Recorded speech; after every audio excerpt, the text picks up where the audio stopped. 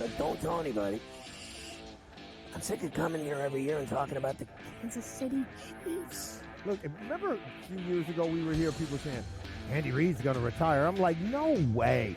When you're riding Seabiscuit, Secretariat, when you're riding a horse that you know can win, who would jump off that? Pharrell Coast to Coast, only on SportsGrid. You want me to solve all this tush-push and fourth down malarkey that goes on with the officials? Here's a crazy idea. Get rid of the worst rule in the NFL, and that is forward progress. How about this?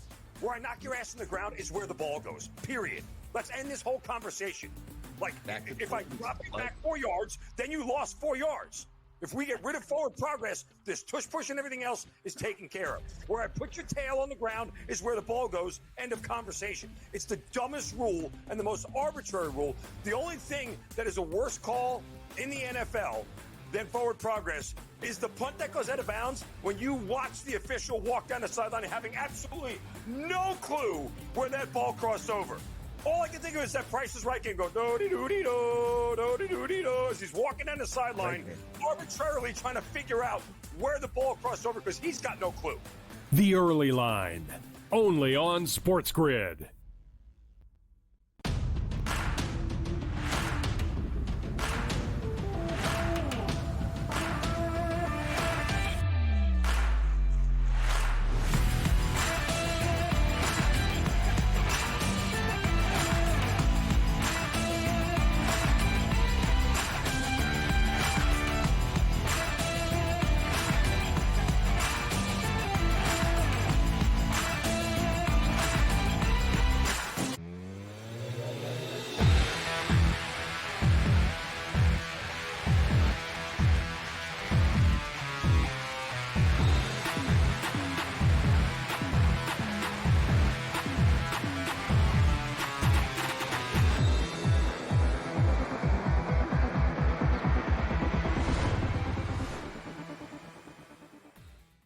And welcome in. It's in-game live game day on a terrific Tuesday. Scott Wetzel, Day Sharapan for the next 2 glorious hours, right up until, 10 p.m. Eastern time, as we always are, right here on the grid. Thank you very much. What do we got? Full slate of NHL. Great, some really good games. You can have a full slate, but not really great games. Tonight we got both. We got a full slate and good games on the ice. Got a decent little slate of games, college basketball, Dave. I think we're going to get the AD debut with the Dallas Mavericks. No Luka, he's still obviously out, but he did speak to the media today.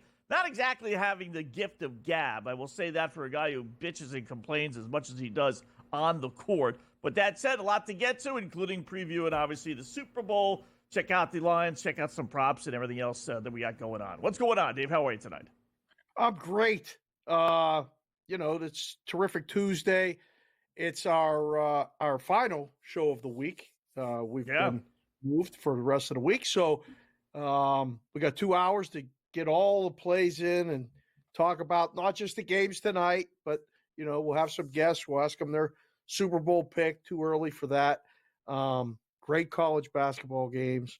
Really, like you said, good slate of NHL games.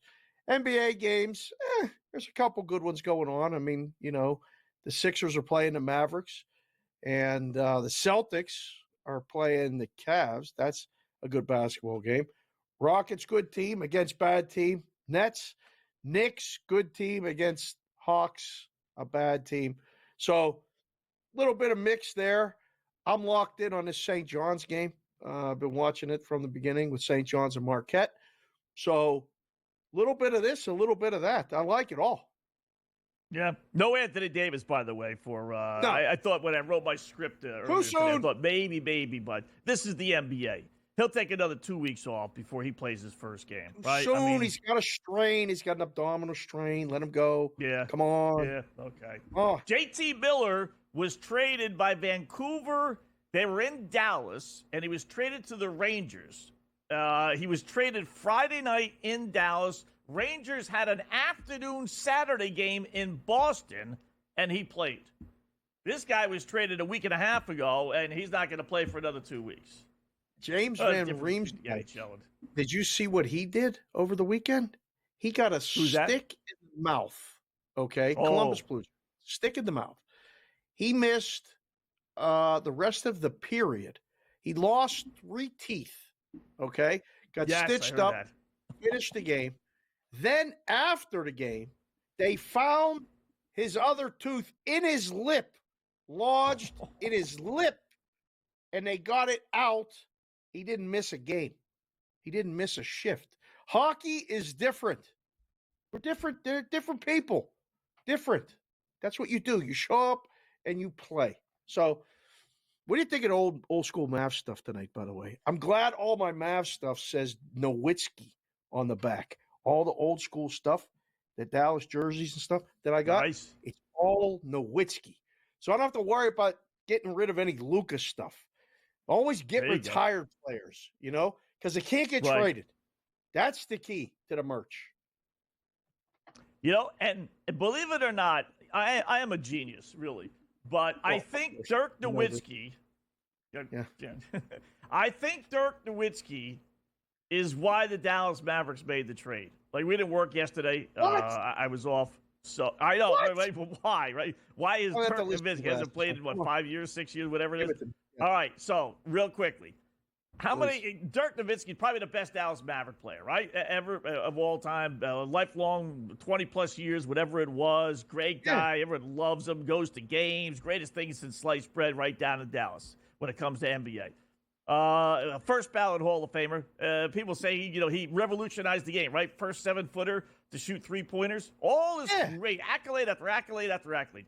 You know how many championships he won? One. So he's still considered all the greatness that we just said. And ultimately, he won 1 championship, Dave.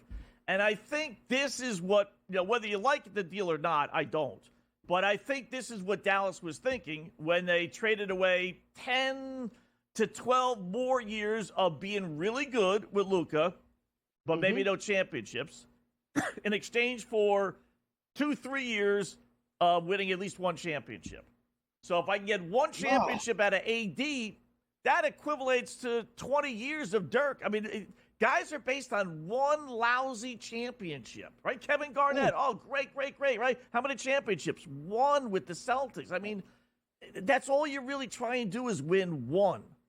So from that standpoint, I admire them for saying, all right, we want to win 1. That's it. I think it's stupid. I wouldn't have done it, but what do you think? I mean, you got a lot of different theories and you got a lot of different things. That's an interesting one. I don't know if I correlate the two. I think that the realization that a really rich guy in Mark Cuban doesn't really own the team anymore and doesn't really have much say in what goes on, they made a decision that they weren't going to give a 25-year-old a max contract and be married to that after the season, right? Because he's due for a max contract. He's Luka. He's a star, generational talent. What are you going to underpay him? You can't. So they said, we're not making that commitment. I mean, it might be the reality of the league where stuff is starting to turn a little bit. Anybody can be traded at any time. I don't know. But, I mean, they set up the Lakers to hand off from LeBron to Luka. Okay, that's great. When's the last time the Lakers won? They won at COVID, right? It's not that long ago. No, but that's what, one. 3 years, 4 years? No, I know, but how many times have the Lakers won? I mean, Kobe won at the beginning. Kobe didn't win at the end. The Lakers championships, somebody look it up. What do they have? 2 since what? 2002? I don't know. I can't remember. I don't remember how many they've won. The Kobe Shaq won 3. That was in that area. Since then, right. Not one. I think you'd have to go a little bit later than that. But right? Yeah, Kobe won 1 by himself against the Celtics, which he had no business winning. And then the LeBron one. Okay, but I will say this: if you're not a Laker or Celtic fan, you have to be saying, "What? How do the Lakers get Anthony Davis? The whole world wanted him, right? How do the Lakers get Luka? How do the Boston Celtics get Kevin Garnett? How do the Boston Celtics get Ray Allen? Why do, and I'm a Celtic fan, why do the great franchises continue to make moves that get the job done and all the others sit on the wayside saying, why not us? Well, other teams try. It just doesn't work. Like, I mean, the Nets get it done, though. The Nets went and got the big three. They brought Durant, Harden. Yeah, that's true. Didn't work. That's true. I mean, they tried, right? The Sixers tried. They brought people to the game. You know, they tried. It doesn't work all the time. We only remember the ones that work. It's like in the book. You only remember the lines that are close. You don't remember the lines that was, you know, a team was -2 and they won by 50. You know, selective memory there. Well, speaking of the Celtics, they're up a mere 20 at Cleveland tonight. Easy money. The best bet on the board is, you know what it is, under, under our guy, Cleveland Cavaliers, Mr. Clutch himself. Can't have too many points through the second quarter. Cleveland only has 15. More coming up.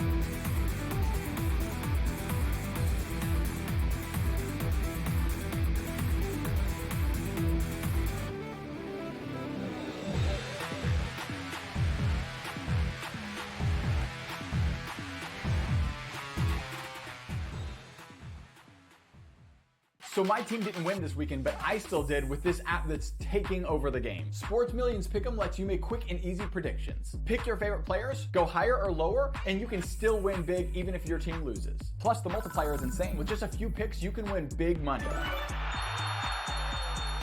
So get on it. They've got a welcome bonus to help you start off your winning streak.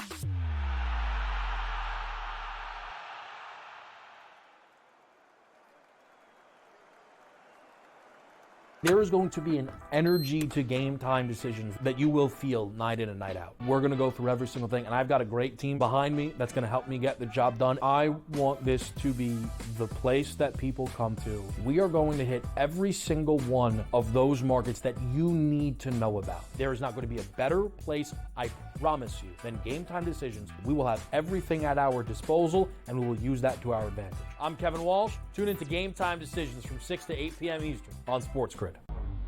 You two guys that can do it all. Too much electricity this morning. This is a good time. We're having a lot of fun. I had to do a triple take. Ka-ching! Why? Because of parity. I didn't mean to offend. Yeah, it's not going to happen. Load management is a dirty word. Let him rip. You know what? Circumstances provide the results. What? How do you do this once? Oh, Donnie, you got such a good show there. A network that is booming. The Early Line, only on SportsGrid. Your gut says Miami is going to win, and you should take the over.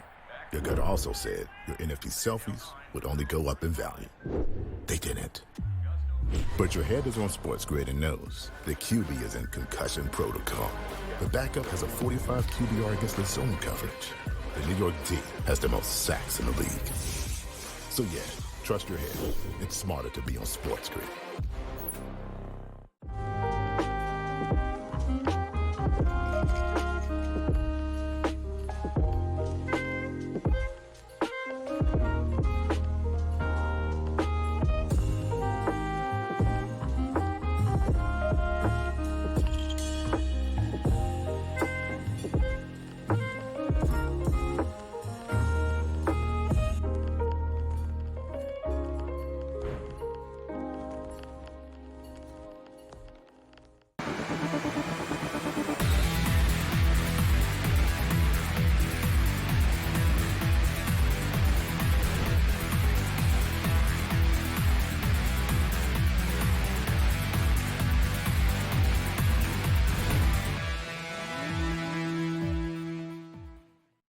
All right, welcome back in Game Live. Game Day here on the Ridge, just getting underway. Hour number one of our 2-hour extravaganza. I actually looked it up.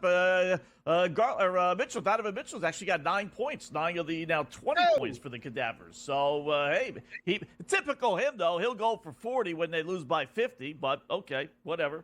I'll give him credit right now. Celtics up 38-20, 9.5 point. Little statement game here, I think, for Boston, Dave, Losing at home to the Houston Rockets the other day, that was a bad loss for them. And that, kind of a statement game against the Rockets. They lose. And they were to lose again against Cleveland. I think this is Boston's way of saying, all right, Cleveland, you know what? You're going to be the number 1 seed. Oh, yeah, I get it. Knock yourself out. But you know what? Don't think you're better than us because we're going to pulverize you tonight. So, and they're doing it on the defensive side of the ball, which is amazing. They are. But you see your trends. I mean, those trends that were just up there. Boston Celtics are 19-30-1 against the spread this season, which is the second worst in the NBA. Terrible. And the trend on the Cleveland Cavaliers, 33-16 against the spread this season, which is, oh, by the way, the NBA's best, including 18-9 at home. So you see the line, and Cleveland's favored, minus 1.5. Oh, you look at all the trends, everything points. This is easy. Just play Cleveland. Come on. Seen this show before so many times. Listen, Cleveland could come back and win. But I like Boston before the game. I still like Boston now. I don't even know what the in-game number is. But it works. The trends work for a lot of things. But you're right. The Celtics were down 26 the other day against the Sixers. When me, you, and Joe were on in-game live on Sunday, right? Yep. They played on Sunday, and they came back and won the game. I feel like the Celtics are playing a different game. I feel like they literally can turn a switch on any time they want. And the only thing that's covered is a bad shooting night. I know. They almost covered 11-point spread. I mean, if it was a normal spread, they would have down 20. Crazy. Yeah, this team. And they're laying 11.5 now. On the road, down to 1 point dog, 1.5 point dog, right to start. They're up 17, and really very little respect for Cleveland. To think that they're going to be an 11-point dog here, amazing. Well, I mean, you've been saying it. How long have you? I mean, like, you're a man of the people. I'm a man of the people, but I know what people are saying. Cleveland's the third choice to win the NBA championship. The third choice. And this is why. And nobody believes that they got a shot in hell. They're less than 10-1 to win the NBA championship. Look at this, plus 750. The next closest competitor, guy I used to play cards with, his nickname was the Rat. He'd say, your next closest competitor. That's supposed to be what you measure yourself against. The Cleveland Cavaliers are plus 750. The next team in the East is the Knicks at 13-1. And then after that, we got to go off the board. It's past 28-1. Just put a reservation for Boston for the Eastern Conference Finals, please. It's done. We're not going to worry about it. Goodness gracious. What do you think if the Celtics win tonight by 15-20, like they're leading? Would that change any? I mean, I don't know how low you could go on the Celtics, but, would that go any higher on Cleveland? I mean, you see that Eastern Conference price right there. Good job, Vinny, putting that up. Minus 110. Let's make it minus 200. That's not bad. That's what I'm saying. I want to go bet this. I want to go bet it's really this. Not that bad. They're playing at Cleveland right now, okay, that's the next closest competitor. That might be the 2 seed. Maybe it's the Knicks if the Knicks can do so. I don't know. But they're not even going to – I mean, right now, Cleveland's the 1 seed. I would go lay minus 110 right now on the Boston Celtics to win the Eastern Conference because they're going to be in the Eastern Conference Finals, barring some major problem. So, I don't know, make them minus 200, make everybody else a nice big plus price, try to get some money on somebody else, and then we'll have a position going in. Who in the world is betting another team on that list other than Cleveland or the Knicks? There's not a team on that list. There's not. And this tonight will prove it. If they win by, double digits, easy. Right. The only way you can make a case is if it's, like the worst case scenario. The best case scenario for Boston is they have one tough series, theoretically. Whether it's Milwaukee, whether it's the Knicks, whether it's Cleveland. They could have 3 if, in fact, 76ers get in and they happen to be the number 7 seed. Figuring Boston's going to be the number 2 seed. And I know you don't believe in the 76ers, but, at least you got Embiid there if they got healthy, Maxey. But we saw what just happened. I get that. But that would be one toughie. And then maybe you got the Knicks in the next round if things match up that way, which would be a toughie. And then you got Cleveland in the final, theoretically. I don't think it's going to happen that way. I think ultimately they'll have one tough series that you look at. They'll probably get Atlanta or Detroit or Indiana, teams they don't have to worry about realistically. So, yeah, that pick is not a bad play. Indiana, well, I mean, just think about what the price would be in the Eastern Conference Finals. It's going to be way more than that if they're playing somebody in the Eastern Conference Finals. And that's basically the Eastern Conference Finals price. That's the way I would look at it. Indiana may give them a tough series. I mean, they provided a little bit of resistance, made the games tough, at least last year. So I don't know. I don't think anybody in the East is ready to beat them in a 7-game series. And I don't think it will be close. I don't even know if anybody will take them to a 7-game series. So we'll see. There's other teams. There's other games we can worry about. How about the one little kryptonite is Jimmy B, Jimmy Butler. Salary cap, hell, I get that, but let's say the Knicks got Jimmy B. Ooh, that wouldn't be bad. Put him in there. What if the Celtics got Jimmy B? Oh, forget it. That's it. He might have won the championship. Right? Forget about cap space. Where there's a will, there's a way. Yeah, they'll find a way to get it. Whatever. Who knows? I mean, I hope it don't happen. I would completely take all the suspense out of everything. But so what? Miami's going to beat them? Come on, Scott. I mean, we talked about a lot of things. They would have to trade him. Yeah. Would Cleveland have enough guts to do that? No. Maybe. Yeah. Any team though with Butler would present a little bit of a challenge. All right, we'll take the hockey report when we come back.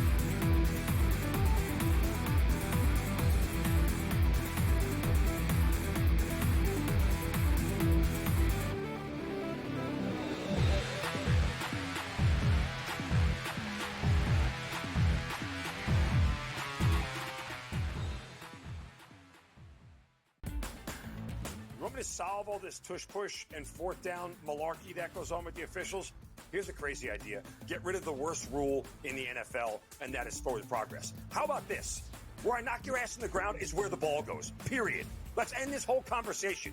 Like, if I drop you back 4 yards, then you lost 4 yards.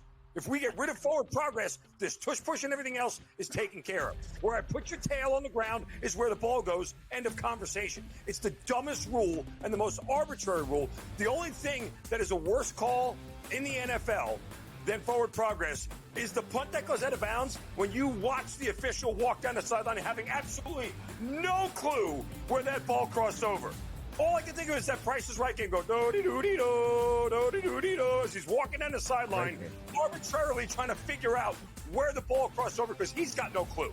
The Early Line, only on SportsGrid.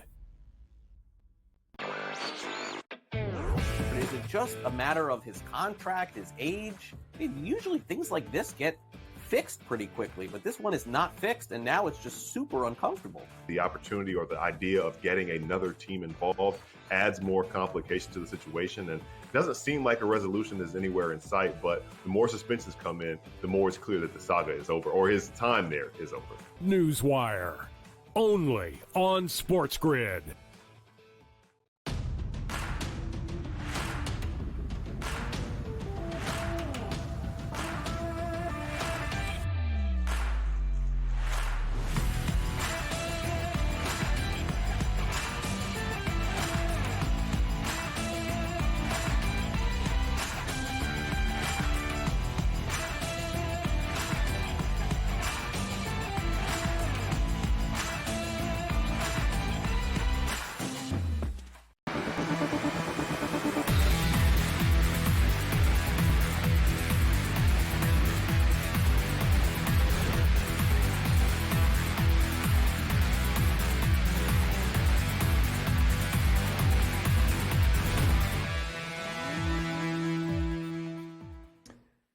Welcome back. In-game live game day here on the grid. Scott and Dave, hour number one. Taking a look at a little NBA, a little college basketball, some NHL, great slate of games. We'll get to it all. But first up, little SGP same game parlay time.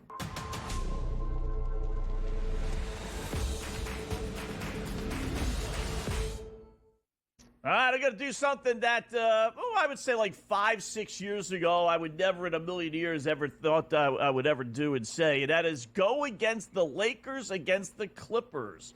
Because the Lakers have just owned this series over the years, whether it's with LeBron or before LeBron or with, Shaq and Kobe, whatever, but not anymore. Not in L.A. against the Clippers anyway. Where the Clippers are actually the home team. It's kind of goofy, but it is what it is. They get their own arena now. So that's going to be the start of our 5-legger here. Let's start with the Clippers. We're not going to get too greedy. We're going to take them on the money line. Not going to lay the 8.5. That's a big fat number. So give me the Clippers to win. Going to go under 221.5 Clippers against L.A. because the Clips are actually one of the best under teams in the NBA. So let's go under. We're going to go Kawhi Leonard over 18.5 points. He's had 19 or more in 4 of his last 8 games, so it's a 4-4 split. One of those games was against the Lakers. As he gets healthier and healthier, I think his numbers will go up more and more. It's a big game. I think he's going to be all pumped up for this one, so I think he gets his modest 19 points. LeBron, has got some extra legs tonight. He's got to be all pumped up with Luka being in town. So we're not going to go his points, but I'll take 7.5 rebounds, especially without AD there. So he's going to have to do a little more rebounding until they figure out what they're going to do with the center position. So I love that one. You can play that one straight. And then we'll go with Hachimura, 1 steal, minus 230. He's had a steal in 9 of his last 11 games. And you're only laying minus 230, bumps the number up a little bit. So Clippers 9-1 against the spread. Their last 10 at home, 8-1 straight up at home against the Lakers. Last 9. So add it all up, a nice little 12-1 there with the Clipper parlay, Dave. I like it. I like both the Clippers and the under. We got to hope Kawhi, that should get there. I'm worried about the LeBron one, to be perfectly honest. That's the one I think we got to worry about. Well, who's going to get the rebounds for them without Anthony Davis there? I don't even know if they're going to get rebounds. The Clippers may score a season high today with this total. That's what I'm worried about. Like, there's not that AD was in the last game or every game, but that's a big it's a big hole to fill. So I don't know. I guess he's going to get some rebounds. 9-1 against the spread at home, run for the Clippers, and 8-1 straight up in the series at home versus the Lakers. Is this the first time they've played in this building? These two? They haven't played yet this season in this building, right? I don't think in this building. I know they played before this year. Yeah, they play. I mean, they used to play in the same building, right? And, Staples Center, it's just right. So a little bit different. Yeah, expect it to be pretty hyped up. Be fun one to watch. I think you got a shot. Yeah. All right, 12-1 too. If you can get some of these others to hit, then you could hedge on the LeBron rebounds. If he's got like 5 in the third quarter. And it looks like they're going to lose. And that's the beauty of not having to worry about covering the spread, just lose the game. At least you can kind of hedge with some of these, Oh, without a doubt. You may be able to take a shot even at a nice middle. If the Clippers are up, you might be able to get the Lakers plus 15 or something like that, if this one gets away from them a little bit. So options abound. That's kind of what we do on the show. Yeah. I like that. I like it a lot. I tell you what's hitting a lot, and it's I knock on wood. I don't want to jinx it here, but Nick overs have been on fire, and they posted these last 2 games against the Lakers. It was 225 or so, and against the Rockets it was similar. I was like, I don't, they bumped it up to 228 tonight at Toronto, but 51-47 with 5 minutes left in the second quarter, and it's up to 236.5. They're, the old Tom Thibodeau win on defense, that went out the window when they got Cat. They don't play defense. They're 7-8 games over, more overs than unders this year. You are right, sir. Is there anything else that's like that we can ask the coach about a little bit later? The coach is going to come in pretty hot. Yeah, I got to think about it. Raptors winning. Playing well. How about the Washington Wizards winning 2 in a row? 2 in a row, baby. How did they get 5 against Charlotte? Come on. I did something stupid the other night, so and it cost me. So, I'll tell you when we come back.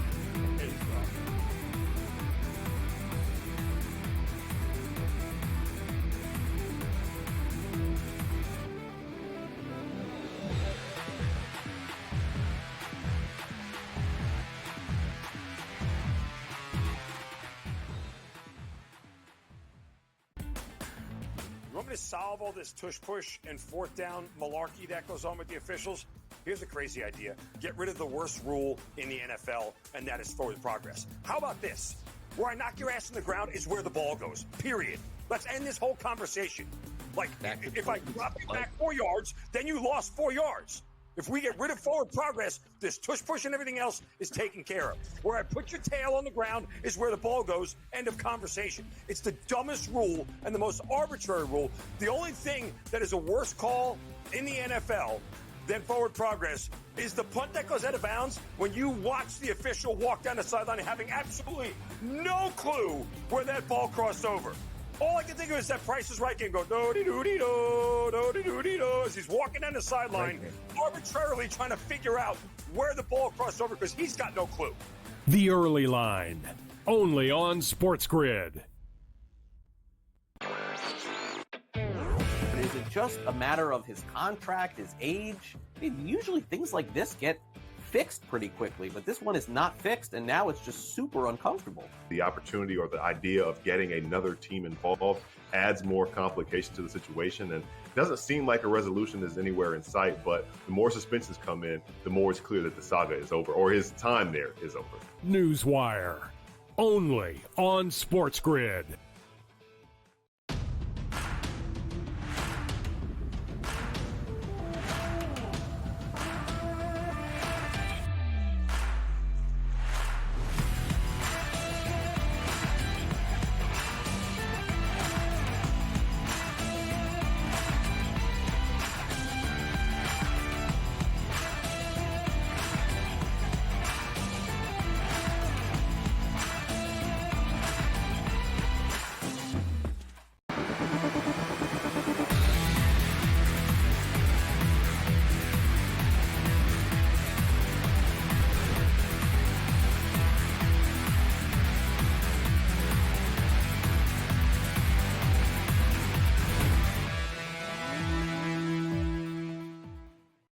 All right, welcome back in Game Live, Game Day here on the grid. Scott and Dave midway through hour number one. Taking a look at the NBA. We'll take a peek, good college basketball. Yeah, number of good games tonight. Love Drake tonight. Drake was laying 4.5 tonight against one of the worst teams in the Valley, and Drake is one of the best. That line made absolutely no sense.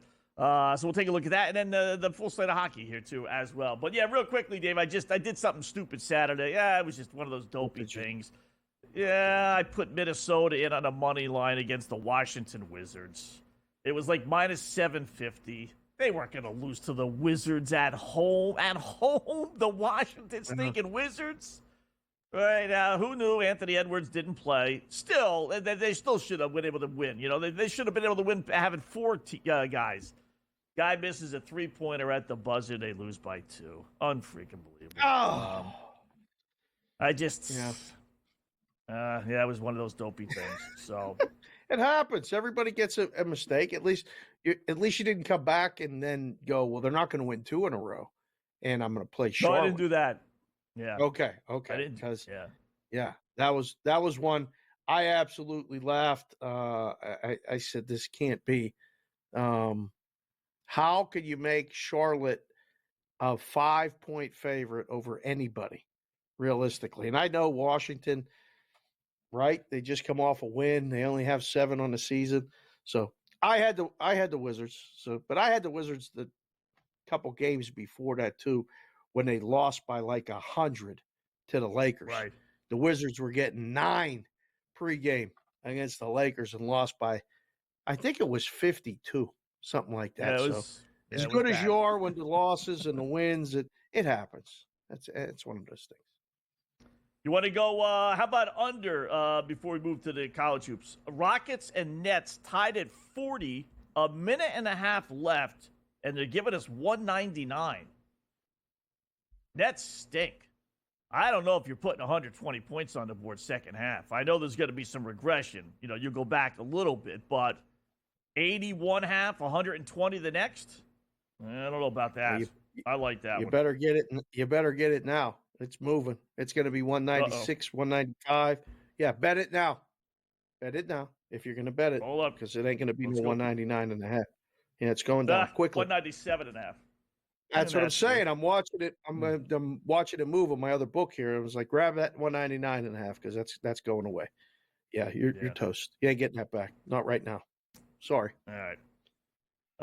Drake by 10. All right, Murray State's making a little bit of a run here with 4.5 minutes left to go. Still laying 9.5, but that 4.5 line, that was just very wacky. I don't have lines on St. John's Marquette because I'm here in New York, but I see Marquette, the Golden Eagles, Warriors, whatever their name is these days, 55-55 against the Red Storm Johnnies, whatever their name is, at the Garden tonight, not on St. John's campus.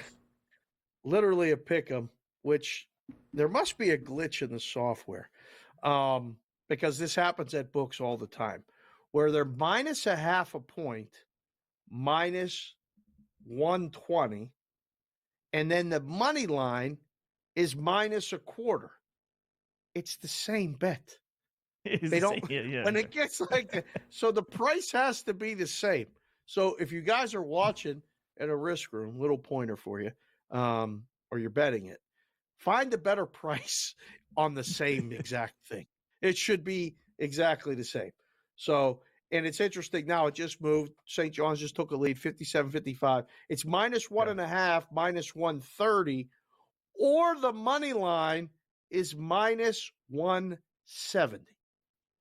Be very careful where you shop. Minus 170 on a 2-point game. It's a different life, Wetzel. It's a different life. Everything's different. Yeah. Amazing. I see Kentucky's getting crushed again. 78-65. That's actually not bad. They were down 20-plus a moment ago, so they made a little bit of a run here. 78-65, Ole Miss by 13, 7.5 minutes left. I did like the over in the game, gave out the over to the boys on the podcast. That's looking real good. It was 57.5, I think it was. It's up to 179.5. But this Kentucky team plays zero defense. Zero. So that's going to sail over the number. Zero. Yeah. It's amazing. Good win by Calipari the other day. I watched a little bit of that. That was actually fun to see. That was Arkansas. Houston figured everything out. Did you watch last night by any chance after your refereeing? Was there any incidents in your game yesterday with the ref? What happened? Not incidents, but I did have one of those brain farts. Oh, no. Every once in a while. I didn't, the problem is I didn't do anything really. So close game. Both coaches, one coach in particular, a little anal, but all the close calls were kind of going his way. But all right, whatever. About 4 minutes left, 3-4 minutes left. One possession game. Ball gets tipped out of bounds. I'm the referee underneath the basket. And it kind of ricocheted in front, maybe like 5-6 feet from the baseline. Okay. And the ball goes out of bounds, right? Yeah. And I said to myself, "You froze. You froze." I froze. Yeah. I'm like, who'd that go off of? Oh, no. I don't know, right? So I'm taking my time walking to go get the ball, right? Oh, no. And I'm like, who'd it go off this guy? Come on, think. Have a kick in. Every once in a while, like, it'll kick in. And it didn't, right? So I was in front of the white team's bench. I don't mean white like in white versus black. I mean, white jersey. White jersey. Yeah, white jersey. There you go, right? So I said, well, maybe that's karma. White ball. The red coach, which was the other side of the coin, he starts yelling, how the hell can you do that? I'm like, all right, I made the wrong call, obviously, right? But you can't switch. You can't say, oops, you're right, coach, So, ask for help? He did. He in fact asked the other referee for help, and I heard the other referee say, I didn't see it. I was too far away. So I knew I was lost. I was on an island by myself. I was like, what can I do? I figured if I'd made the wrong call, which I did, at least the team in white would be happy. If I made the wrong call by doing red, then the team white in front of me would be yelling and screaming. I'd never hear the end of it. So, listen, just as a coach, I would ask of you is be definitive in your call, even if it's wrong. Sell it. White ball, we're going this way, and you're good. Right. Be authoritative. Just be, with conviction. And everybody's like, man, that guy, he was right in position, and he still didn't see it. But they can't argue with you because you were fast and you were quick. And then if the red team's coach goes a little bit later, runs by and says, "Hey, Stripes, you totally missed that call." You're like, "Yeah, I might have." And you give them a little bit of play, you're good. Right. That's what I do. Yeah. You can't hesitate. Don't I know. hesitate. It's like when you're doing a game like this in game. Don't hesitate. Make your play. You freeze up, and it's gone. It's no good. Yeah. Don't freeze. That's the worst thing. That's what they tell you. Be definitive even if you're wrong. Just pretend that, you're right. Pretend There's you know. people doing it in this genre all over the place. Just believe it, whatever you're saying, and just go with it. That's it. What are you going to do? You'd be surprised, like, we watch TV and replays, and you say, how the heck did that official miss that? I mean, he whacked him on the arm, right? You'd be surprised. It happened so fast, and sometimes it doesn't register. Wow. Yeah. Even for a good guy like me, even for the genius that I am on the court, even I miss one every once in a while. I'm very impressed. I'm very impressed that you, Mr. Official, are taking the sides of the official because you've been very controversial about things. So, take your glasses off and look through, see what other people see. I like that. You turn in a nice page right there with that. I like it. I can sympathize with these guys. Now, I don't make nearly as many mistakes as those guys do. Of course not. No, but of course not. No. That goes without saying. But when I do, I can sympathize. Okay. Hockey coming up.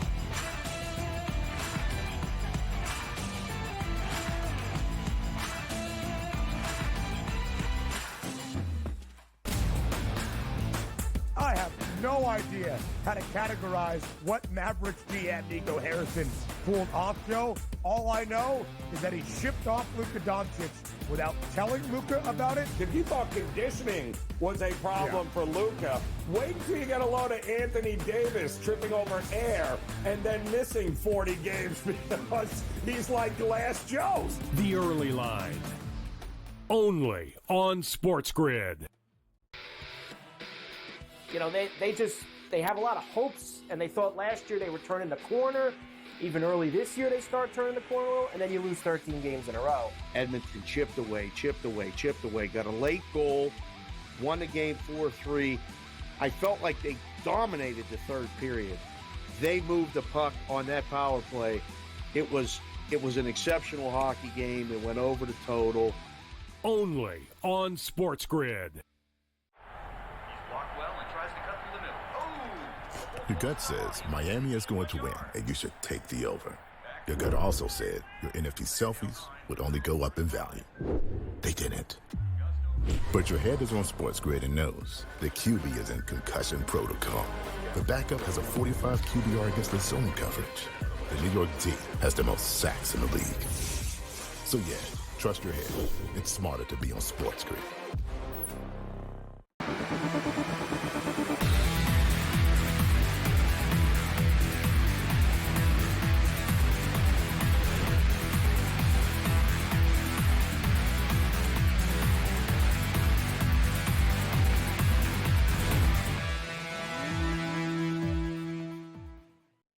All right, welcome back in Game Live. Game Day here on the grid. Scott and Dave, hour number one. Let's take a peek at the little NHL big slate of games here. My Bruins up 2-0 over Minnesota after one. That's not too bad. Lay 35-1. Is that true after one or is that after two? Every once in a while they'll put like second period, but it'll be after the second. Other times they put second period, meaning it's after the first and it's heading into the second period. I'm pretty sure that is after. That's after two. Okay. After two. Yeah. Yeah, I figured as much. I noticed Columbus was a $1.50 underdog. Buffalo minus 170 tonight. They are leading Buffalo 3-1. After 2. Again, see, they got third period for that one. But anyway, Columbus plus 1060.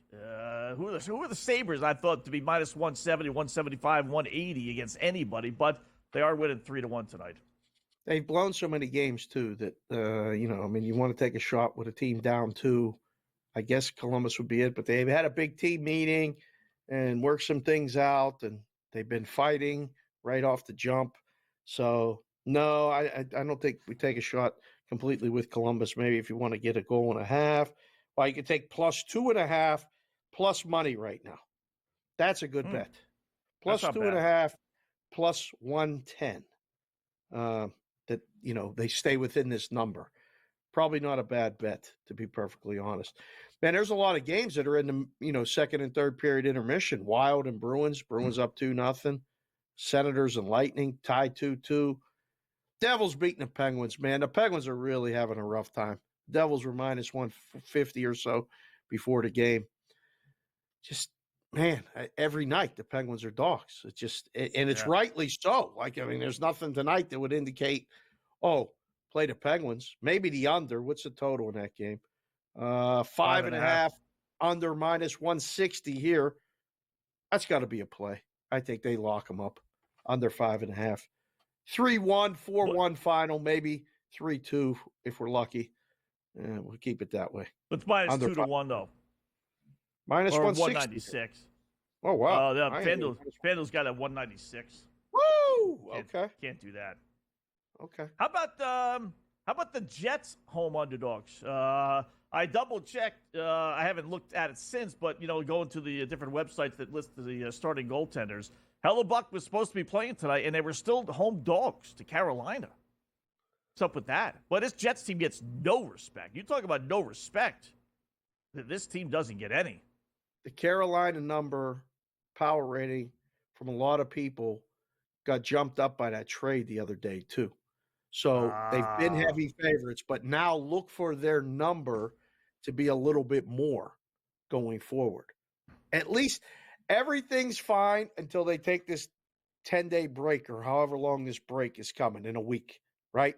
This international tournament is so if you want to be laser focused on something that's not the Super Bowl and you're not a basketball person, watch hockey for the next 7 days and you'll really be able to see a couple things, probably find some gems.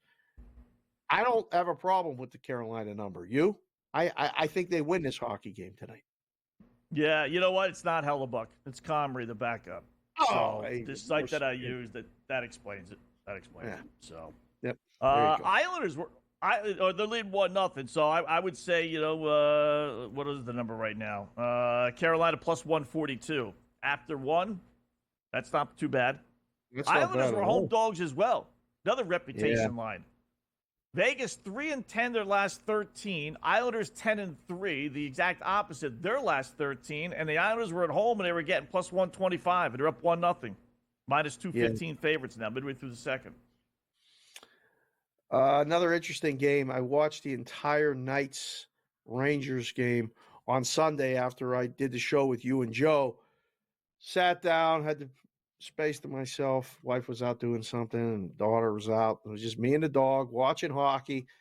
The Knights played great on special teams. Literally got maybe the best or the second best power play in the league. But even strength, not too good. So they outshot the Rangers, but really I felt like the Rangers really won that game convincingly, despite the score. Mm-hmm. I like the Islanders tonight. You're right. Yeah, right?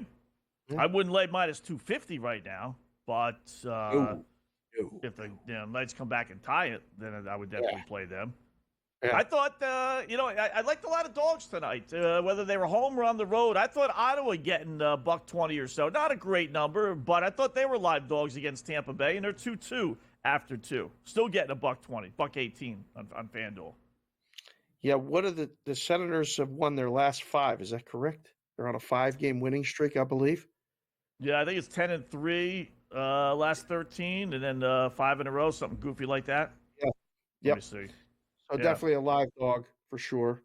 Did you like? You didn't like St. Louis tonight, did you? Against Edmonton.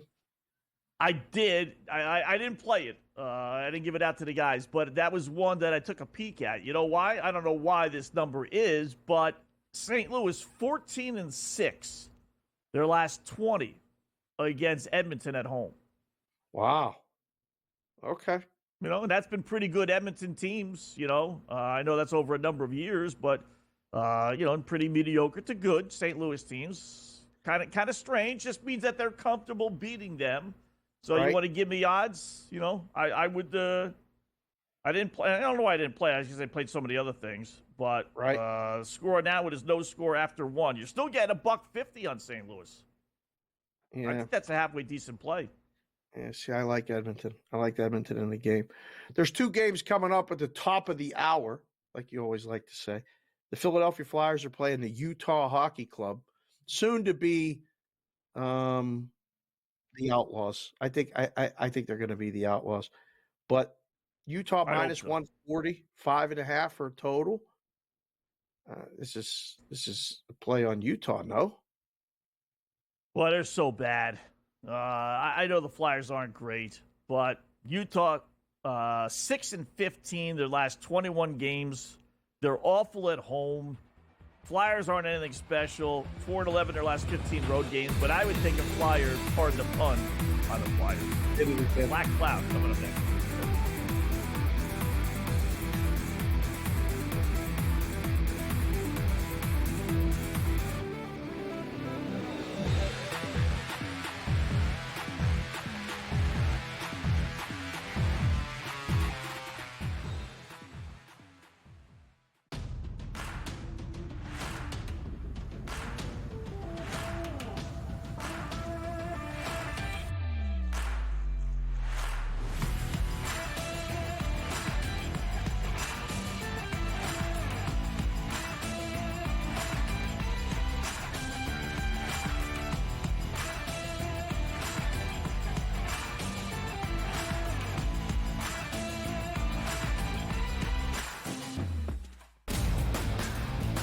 I have no idea how to categorize what Mavericks GM Nico Harrison pulled off, Joe. All I know is that he shipped off Luka Doncic without telling Luka about it. If you thought conditioning was a problem for Luka, wait until you get a load of Anthony Davis tripping over air and then missing 40 games because he's like Glass Joe's. The Early Line. Only on SportsGrid. You know, they have a lot of hopes, and they thought last year they were turning the corner.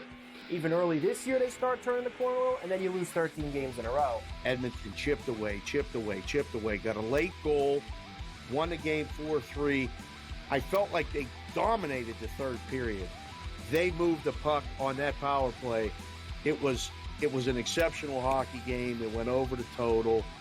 Only on SportsGrid. Your gut says Miami is going to win, and you should take the over. Your gut also said your NFT selfies would only go up in value. They didn't. But your head is on SportsGrid and knows the QB is in concussion protocol. The backup has a 45 QBR against the zone coverage. The New York D has the most sacks in the league. So yeah, trust your head. It's smarter to be on SportsGrid.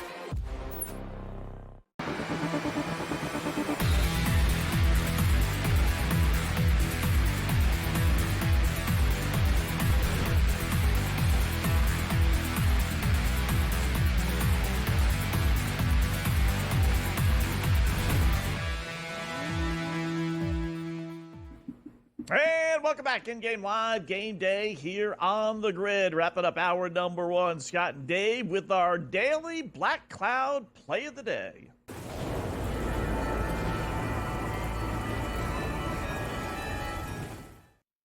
All right, we're going to head out to the college basketball scene, out to Los Angeles, where UCLA, pretty good game at home against Michigan State. And we're going to go with the under. We always play UCLA unders, although one time we played it over, and naturally it went under. Don't ask why, but we did. But this all trends send us to under 139.5. May have gone up to 140.5, but that's okay. Michigan State 13-8 under. They're 21 games this year. UCLA again only 12-10, but that's because the numbers are generally a little bit lower. Michigan State, surprisingly enough, a strong under team because they have scored a lot more this year than what they normally do. You know, they regularly put games into 70s, which is why this line is close to 140. But I still like it. UCLA at home this year and last year, 12-1, their last 13 home games. They'll control the tempo. I don't think they're going to get into a run-and-gun affair with Michigan State.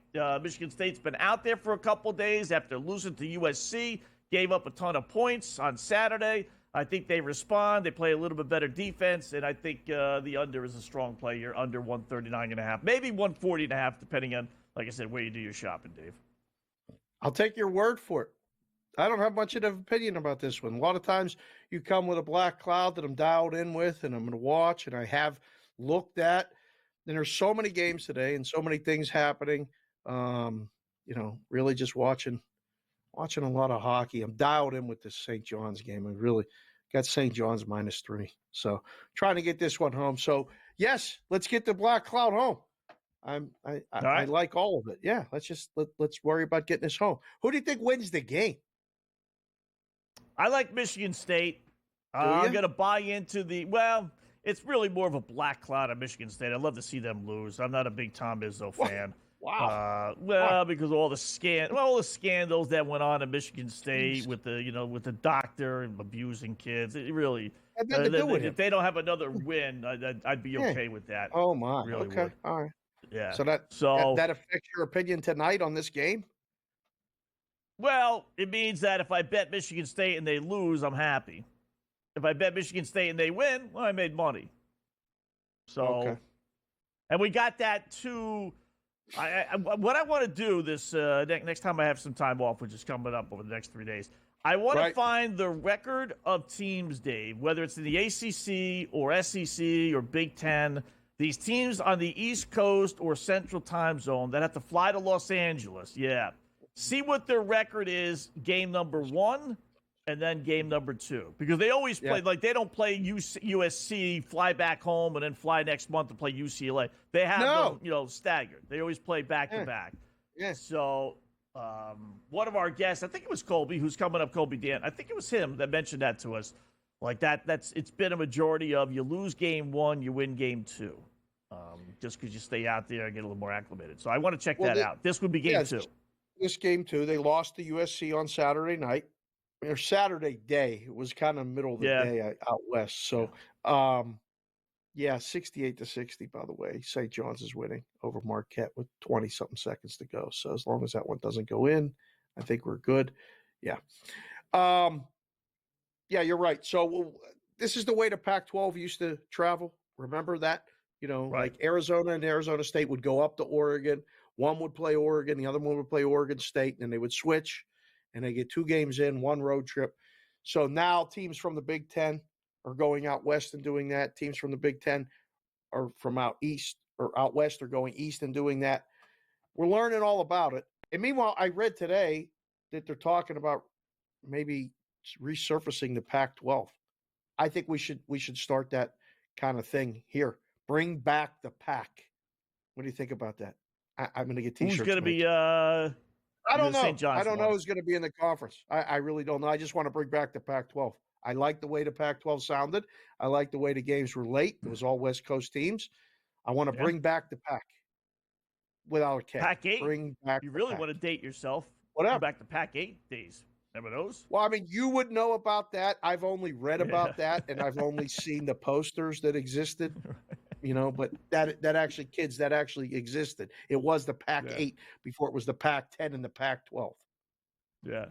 So, it would be fun. They would grab some. Listen, the ACC's doing it, right? They might as well just grab some team on the East Coast, and say, come join the Pac-8, Pac-10, or Pac-12, or whatever they want to be. That would be funny. In-game live, hour number 2, coming up next.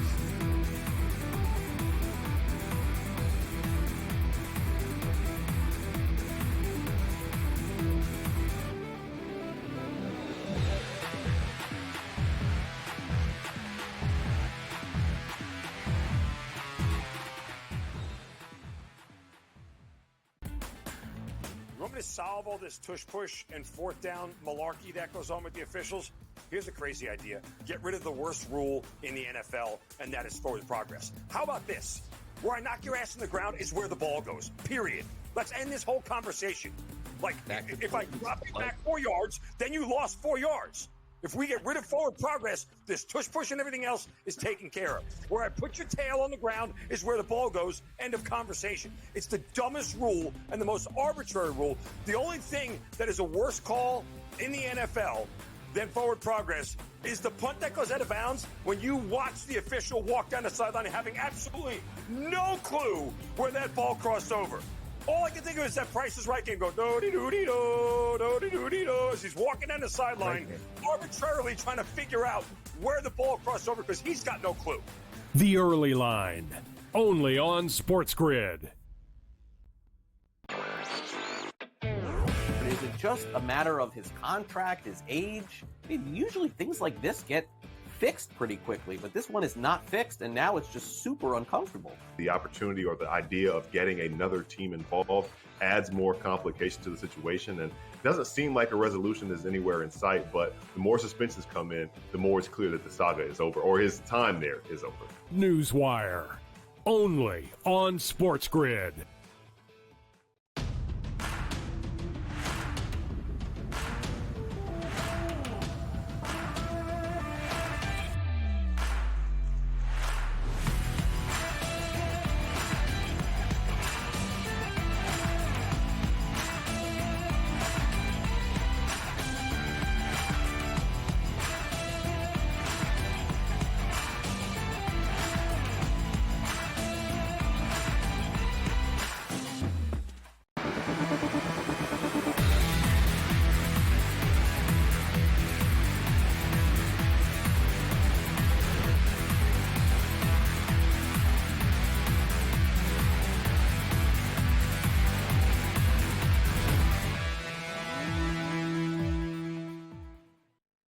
And welcome back. In-game live game day here on the grid. Hour number 2, making some money with the boys in Vegas, Scott and Dave, for another 60 minutes. Joined now by our good buddy, Mr. Cam Stewart, who joins us all the time here on the grid. He's got a fist load of winners, no doubt. Where you want to start, Cam? You want to go ice? You want to go college basketball, NBA, How about golf? Dealer's Where choice? you going?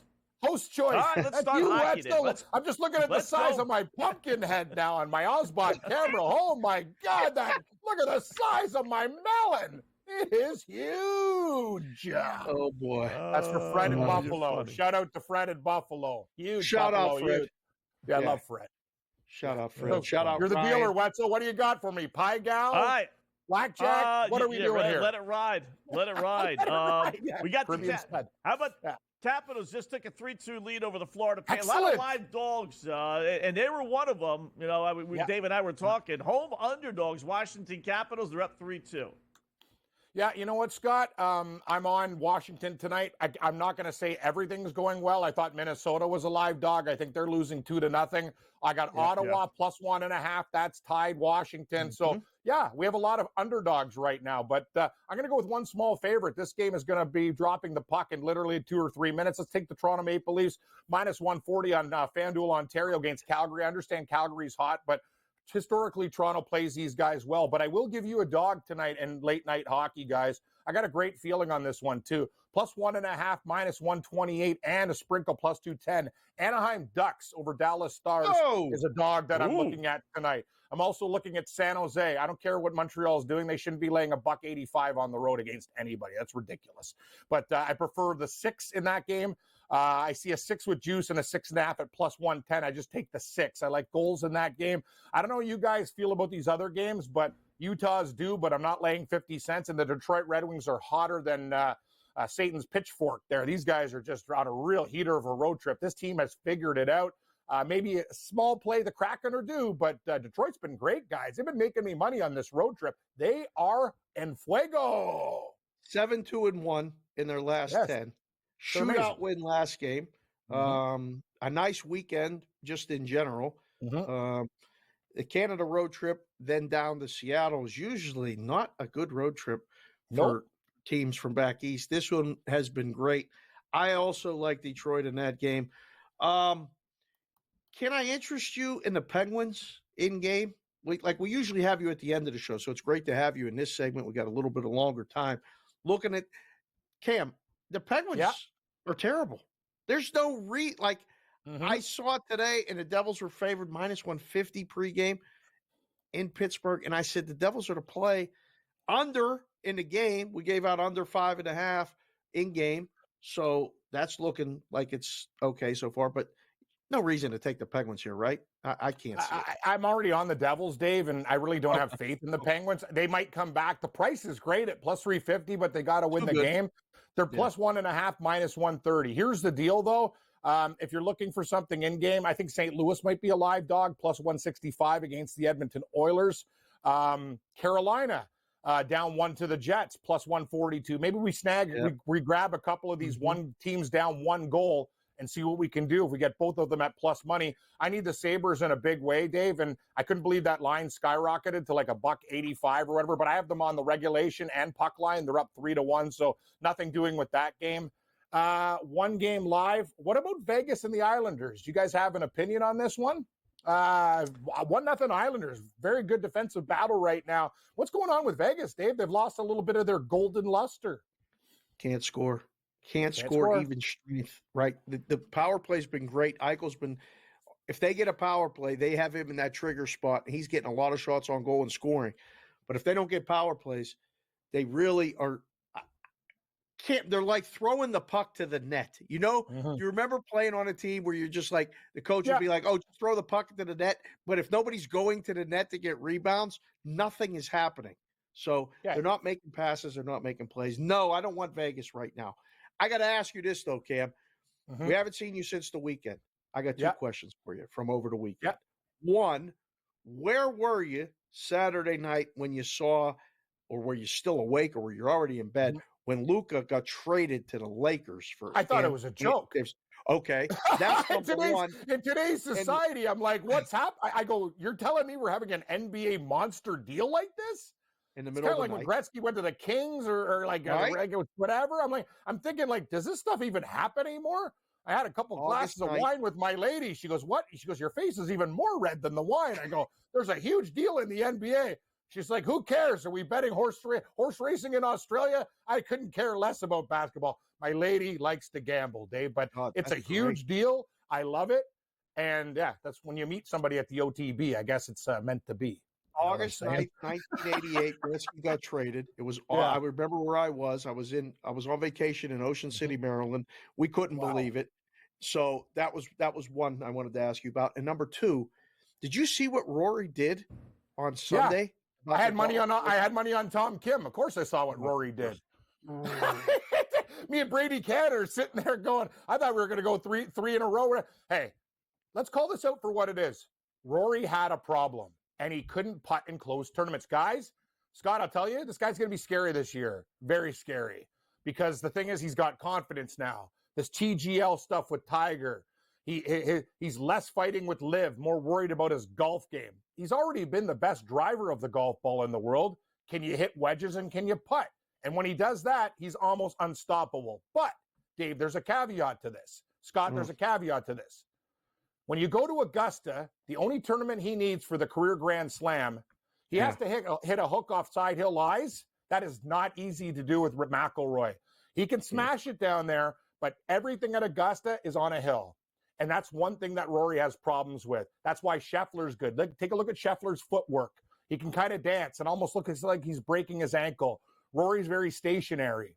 And these are going to be hard shots to hit from those tricky lies.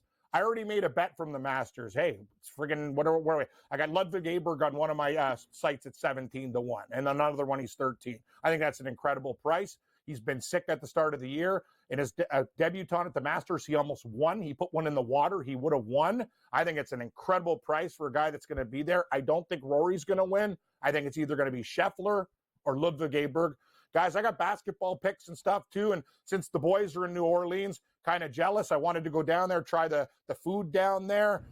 Dave, I've always told you, I can't wait to bust out my Colonel Sanders white suit with the black ribbon and go riverboat gambling with Scott Wetzel as my dealer. You know, we can do anything we want, right, Scott? Get on the boat. International waters. Absolutely. We got monkey fights. Like, we don't care.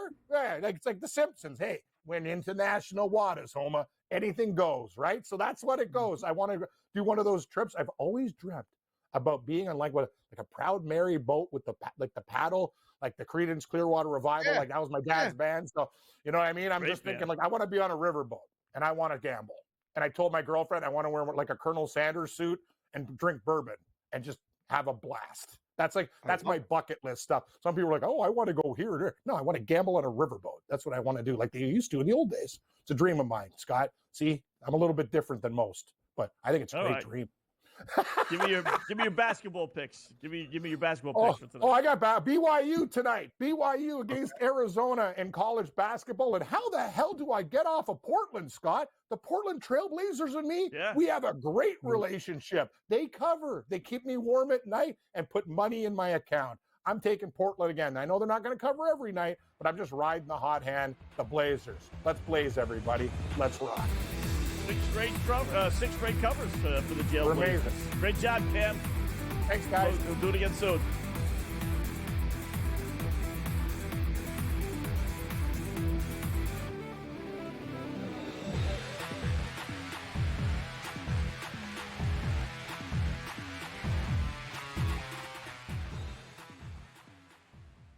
So my team didn't win this weekend, but I still did with this app that's taking over the game. Sports Millions Pick'em lets you make quick and easy predictions. Pick your favorite players, go higher or lower, and you can still win big even if your team loses. Plus, the multiplier is insane. With just a few picks, you can win big money.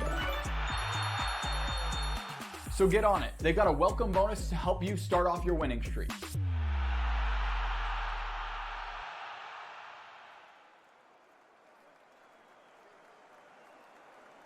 There is going to be an energy to game time decisions that you will feel night in and night out. We're going to go through every single thing, and I've got a great team behind me that's going to help me get the job done. I want this to be the place that people come to. We are going to hit every single one of those markets that you need to know about. There is not going to be a better place, I promise you, than Game Time Decisions. We will have everything at our disposal, and we will use that to our advantage. I'm Kevin Walsh. Tune into Game Time Decisions from 6 to 8 p.m. Eastern on SportsGrid.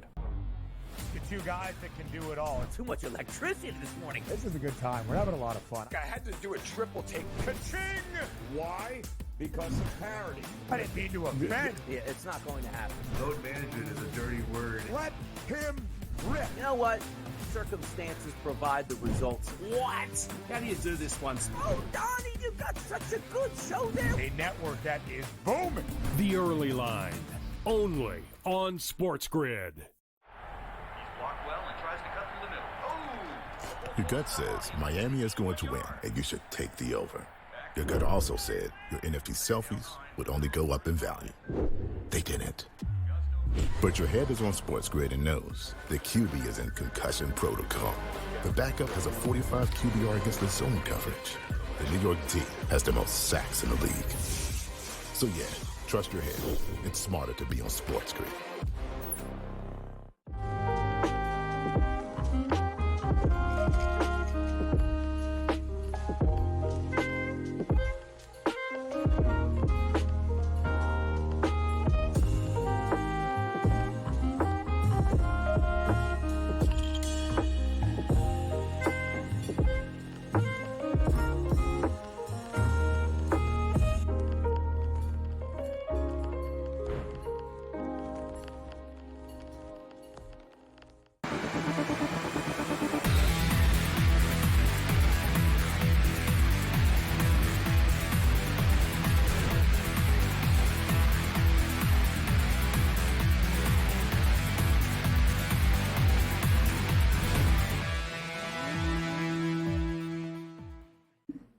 Welcome back in Game Live, Game Day here on the Grid. Thanks again, Cam Stewart, joining us, giving us a couple of winners, some insights into some of the action a little bit later on tonight. We got the coach, James Young, joining us at the bottom of the hour. Colby Dant at about 40 minutes or so with some college hoop picks from him. So back to the board. In the meantime, we go, Dave. So our Nick pick over looking pretty good. 86-68 Knickerbockers. Leading midway through the third quarter, over under 236.5. So that's not bad. Cadavers made a little bit of a run. They were down like 7 a moment ago, but it's back up to 13. Celtics leading 80-67. That line's back up to 9.5. Philadelphia leading Dallas with no AD. Get used to that, Dallas Maverick fans. And then the over-under we talked about with the under 197.5, 198.5 with the Nets and Rockets. Nets 67-61, late third, over-under 194.5. Not bad. Wow. Okay. Yeah. Not bad. I don't know where we're going here next, where you want to go particularly. There's a couple. Cam mentioned the Trailblazers later. Interesting game. Nothing really piques my interest other than the Red Wings and the hockey. In game, we mentioned that the Penguins were dismal and bad, and all they did was score. So it's tied 2-2 against the Devils. And the Islanders and Knights are still 1-0. Oh, the Jets scored again against the Hurricanes. Nice. So we were talking about what that was minus. Is this right? It's minus 600 now. Wow. The Hurricanes are plus 360. The gaps are getting bigger. They move the favorite. They don't always move the dog. This new age of in-game wagering is very, very difficult to navigate. So, I don't know. This is a good time to discuss before we get the next couple guests. The Super Bowl. What you're going to be on Pro Football Today on Sunday here on SportsGrid, right? Before the game. The pregame show, basically. Pregame show, right? And you're doing the halftime show. So I'm sure you're knee deep in trends and props and different things. Have you unearthed any diamonds? Have you found anything that you really, really are going to go on this show with Kaufman and Vecchio and go, yeah, this is winning? No, but I have some good ones, though. I have some head scratchers. And I always preface this with people, with these trends, right? Here's how trends are developed for the most part, right? They put all 58 Super Bowls into a computer. They give every stat possible, of those, 58 Super Bowls that we've had leading to the 59 here. And then they ask the computer, Mr. Computer, give me the common denominator of all the wins. And they spit out all these stupid, and that's all it is. So it's not like the trend is forcing the winning team to win. It just happens to fall that way. And if you really think about it, there's 50 to 100 different categories you could come up with. Team that's run the ball the most, team that passed the ball the most, team that has the most first down, team that has the most time of possession, team that has the least penalties, team that has the best record. I mean, there's a gazillion things that eventually you find some that, oh yeah, you know what? Out of the last 20 Super Bowls, this happened. So I say that, but here's the thing, that this is the one that kind of like jumped off the page for me. Oh boy. The team. There's no reason for this. There's no rhyme or reason, so I wouldn't bet this team based on this trend, but it is amazing. The team that's had the best regular season record between the two Super Bowl combatants, obviously. In this case, it's Kansas City. Correct. 2-12 straight up. 1-16 against the spread last 17 Super Bowls. Really? Now, why would that be, Dave? I mean, I don't know. I mean, just out of flukiness, right? I mean, but 1-16 is like, that's amazing. Why would that be? A lot of times that would be because one conference is that much better than the other, different than the other, right? So one team is dominant in that conference, gets in a game with the best record and loses versus like the AFC team. I mean, think about how many times it was that way for Kansas City, where they were the team with the worst record, right? Right. Probably a few times. I mean, they were last year. They had a worse record than San Francisco. San Francisco was the favorite. So I got one for you. I got it from my guy, Ralph Michaels, over at Wager Talk. I heard it today. The team with the bye versus the team without the bye in the playoffs, right? I heard that one. 0-8 against the spread. 1-9 straight up in the last 10. The bye team didn't win the Super Bowl. Yeah. How Makes is no that? sense. They Yeah, both right? have a bye leading up to this. That should cancel out. So, listen, you can find a trend to support anything. That's part of the fun of the work. Like, and a lot of times, we'll put up great trends and, different things. And I tell you all the time, trends are your friends until they're not. I've been saying that for literally 20 years. Enjoy the trends. When they work, it's like confirmation bias. And when they don't, you got something to blame. Oh, I should have bet against the trend. When do you bet against it? When do you bet with it? It's a lot of fun. It's a lot of games. I don't know. I heard one today. The Goddard receptions over. Can't lose. The Goddard yardage can't lose because the Chiefs give up the most yards to tight ends.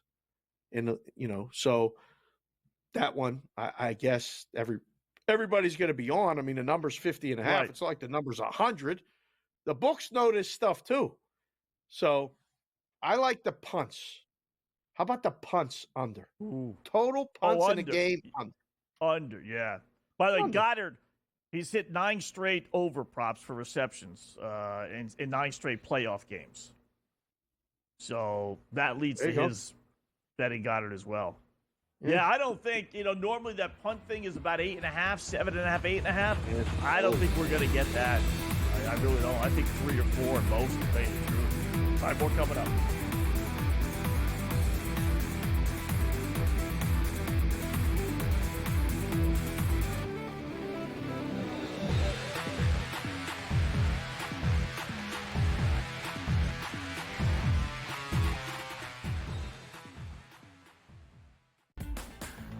You want me to solve all this tush push and 4th down malarkey that goes on with the officials?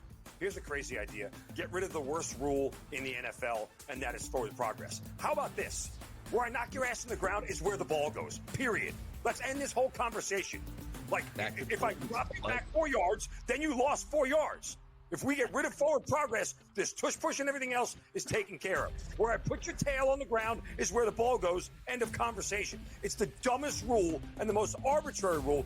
The only thing that is a worse call in the NFL than forward progress is the punt that goes out of bounds when you watch the official walk down the sideline having absolutely no clue where that ball crossed over. All I can think of is that Price is Right game go do-de-do-de-do, do-de-do-de-do, as he's walking down the sideline, arbitrarily trying to figure out where the ball crossed over because he's got no clue. The Early Line, only on SportsGrid. But is it just a matter of his contract, his age? Usually things like this get fixed pretty quickly, but this one is not fixed, and now it's just super uncomfortable. The opportunity or the idea of getting another team involved adds more complication to the situation, and it doesn't seem like a resolution is anywhere in sight, but the more suspensions come in, the more it's clear that the saga is over, or his time there is over. Newswire, only on SportsGrid.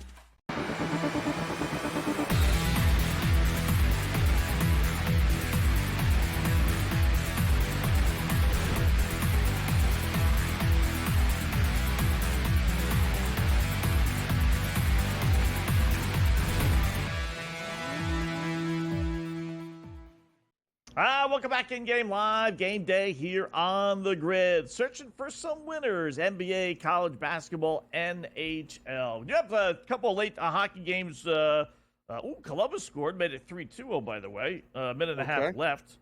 So we keep that in mind. Capitals still 4-3. Islanders still 1-0, starting the third in a little bit. Lane minus 250. Edmonton did jump out to a 1-0 lead over the Blues, getting plus 360 on St. Louis. If we want to take a little stab on them. How about Philadelphia and Utah? It is the 1-0 Flyers over the Utah Ute Jazz, whatever you want to call themselves, Mountain Men, hopefully Outlaws. Like we talked about a little bit, I did like it's kind of an anti-Utah play. How could you lay American money on the Utah team? I mean, they stink. They're being back to being Arizona. Jazz play the other day. I think you're still mad about the Jazz play. Still mad about that. Toronto, Calgary. No score 8 minutes in. I like Toronto. Cam like Toronto too. They're 8-3 last 11 against Calgary. Yep. I do like that. I like the under too. You're still getting 5.5. Little juice minus 156, but I did like the under to begin the game anyway. Now. So you're still getting the original number 5.5. It's going to go to 4.5. There's one more move after it gets to minus 160. It usually goes minus 180. Sometimes some books will even let you take a shot at minus 200 or something like that, but then it goes to 4.5. So if you like the number 5.5, you better play it right now. Vinny knows it's important. The number's important. Matty G knows. Did the boys have a producer play tonight before we get sent off for a couple days? I didn't. Good question. I haven't seen it. The producer's pick yesterday was that yesterday? Devin Booker, total points over 26.5. So we got a green check mark. I like what the boys are doing with that. What's the producer play tonight? This is a college basketball game. Wow. Not even afraid of the total. 153.5 Auburn, Oklahoma. Wetzel, did you see the number on this game? On the spread? Yeah, 17.5. Wow. I was going to play Auburn because they're great at home, but it's like, you can't lay nearly 20 points. I mean, Oklahoma's a good team. They're not great, but they're certainly above average. I mean, they're a bubble team. Get a couple of more wins. Yeah, they're down. Auburn's up 21-15 midway through the first half, so that over/under is kind of in line with how it's going out. But yeah, well, the end game's up to 163.5 already. The end game's up to 163.5. So the producer's pick's looking good. Yeah, 2 touchdowns and a field goal to cover a college basketball game. You don't see that too often. They are the clear number one, though. Like right now, I have no problem with Auburn being the number one team in the country. Do you? No. Well, they lost to the Dookie Pukies, right? That's their one loss. So after watching Duke this past weekend, but overall, 18-1, 19-1, 20-1. 20-1, okay. So that's the number one team. And, considering how good the SEC is, for them to be 20-1, I got to look and see who they're played. But still, that's pretty. In the best conference, the SEC used to have that all the time for football. Now they have it for the basketball. If you guys are watching us live right now, tweet at us at Opposite Picks at SportsBK Consig. Let us know who you think the number one team in the country should be. If it's not Auburn, I think it's Auburn. Right. I'm surprised you said the Dookie Pukies. You're giving them a little bit of credit? Well, I got them at 8-1, 8.5-1. So we're kind of pro Dookie Pukies. We kind of, we jumped on their bandwagon early, being as smart as we were. So they're like 3.5-1 right now. So definitely. Okay. Houston, Oklahoma State, by the way, 59-45, 7 minutes left. The over/under is down to 128.5. What'd that close at? Do you remember? I'd have to check my ledger. But we put that in. I think 127, 26, 45. I think it was in the 120s. 129.5 or 128.5 where it closed, depending where you shop. All right, so that was in the 140s in-game live because they had a crazy first half. Oklahoma State came out flying. They scored 33. They scored 12 points in the second half. Okay. So that thing looked as dead could be almost. And now you're back in the bowl game at 128. This is the Houston team that, they gave up 80 points in a home loss over the weekend. All those crazy upsets this weekend. This was the typical bounce-back spot. But, yeah, this was a monster number 2. Texas Tech played a really good game. That was a really good game by Texas Tech to beat Houston. Yeah. All right, we'll talk more about it when we come back in Game Live.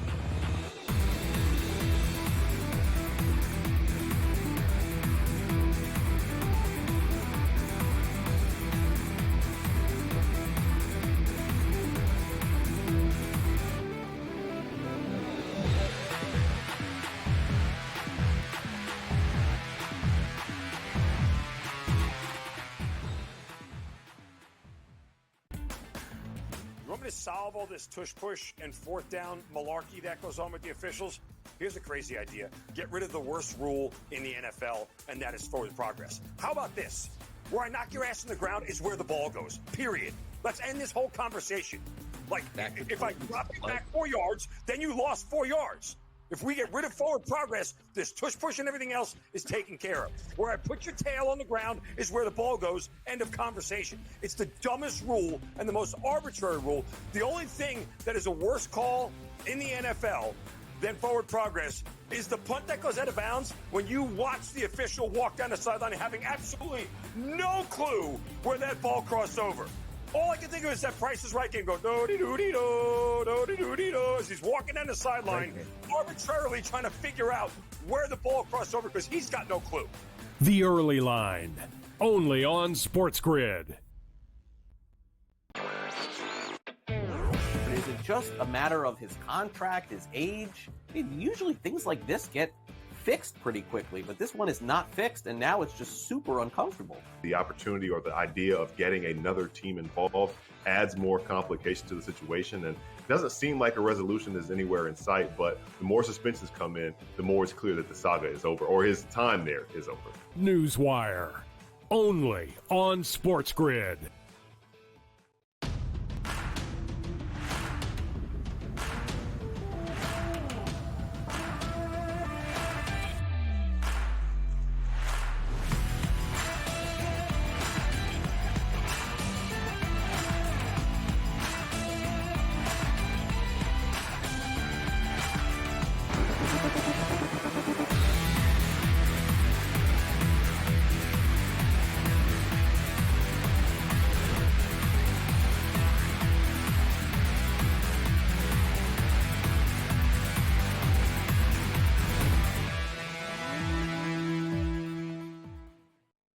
Welcome back to In-Game Live. Game day here on the grid. Scott and Dave checking out a little college basketball, a little NBA with the coach. Mr. James Young joins us now here on the grid.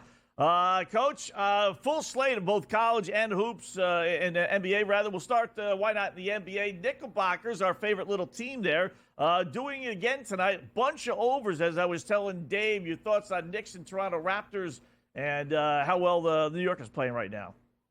You know, listen, they're playing well. Obviously, Cat, you know, with a 20-15 in the first half. You know, a little bit of a run by Toronto. I thought that the Knicks, I was worried about the spread. I was wrong. Oh, Jakob Poeltl thinking a double-double. That is not going to happen. But New York is so dynamic offensively with all the different guys that could score. Last night was Brunson with the 42 and 10. Tonight you have Cat with 22 and 17. You have all five starters in double figures. Campaign with 7 and Huck Porty with 6. They're playing well, and I really think at the end of the day, they're the biggest threat to Boston in the East, and that includes Cleveland. I think you're right. Let's swing it. I wore the old Mavs stuff. All my stuff is Nowitzki, so that's good. I know you like that Mavs logo and the Mavs jersey. You didn't like the Mavs today against the Sixers, but the Lakers are playing the Clippers tonight. They ain't got no AD, and Luka ain't playing yet. What do you think about that game, JY? It's a big spread. I mean, it's okay to say that you don't like the Lakers. I mean, because Walsh does it all the time. He pretends like he's unbiased. He's not. We know the truth. The Lakers aren't covering that spread tonight, are they? It'll be tough for them to cover that spread. But to me, the serious thing I went to is I think the Clippers team total overs was 114.5 points. The Lakers don't play solid defense. They just lost their rim protector, top rebounder, and Anthony Davis in the trade. They don't Do you have like enough the trade, JY? Do you like the trade for like the Lakers? Short term, ready? Short term Dallas, long term Lakers. Okay. If you think about it short term, right? Why do I like it really quick? For the Mavs is the fact that you get a rim protecting, shot blocking big, and Anthony Davis can run a high pick and roll, space the floor with Grimes. Well, he just got Grimes just got traded. Caleb Martin just got traded to them. Klay Thompson, obviously PJ Washington, Max Christie off the bench. They're going to be elite defensively. For the Lakers, you think about it, you know this, Mike, Baylor, West, Chamberlain, Jabbar, Worthy, Magic, Shaq. It's Tinseltown. It's Superstar Land. And they got their guy for the next decade.